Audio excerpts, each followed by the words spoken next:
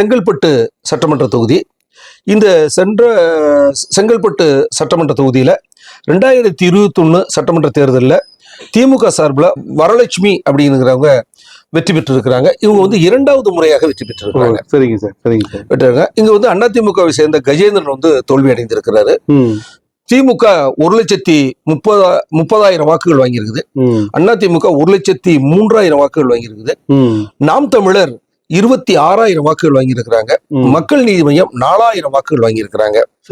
இங்க வந்து திமுகவுக்கும் அதிமுகவுக்கும் இடையே எவ்வளவு டிஃபரன்ஸ் அப்படின்னு பாத்தீங்கன்னா, திமுக கூடுதலாக வாங்கிய வாக்குகள் 27,000 வாக்குகள்.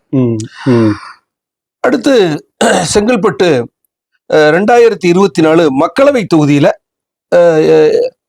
மக்களவை தேர்தலில் இந்த தொகுதியில இந்த சட்டமன்ற தொகுதியில எவ்வளவு வாங்கியிருக்கிறாங்க அப்படின்னு நம்ம வந்து தனித்து பிரிச்சு பார்த்துக்கிறோம். அப்படி பார்த்தோம்னா திமுக 1,33,000 வாக்குகள் வாங்கியிருக்கிறாங்க. அதிமுக 59,000 வாக்குகள் வாங்கியிருக்கிறாங்க. பாஜக 38,000 வாக்குகள் வாங்கியிருக்கிறாங்க. நாம் தமிழர் 26,000 வாக்குகள் வாங்கியிருக்கிறாங்க. சரிங்க சார். இதுல அதிமுகவும் பாஜகவும் இணைந்து பெற்ற வாக்குகள் அப்படின்னு பாத்தீங்கன்னா 97,000 வாக்குகள் வாங்கியிருக்கிறாங்க.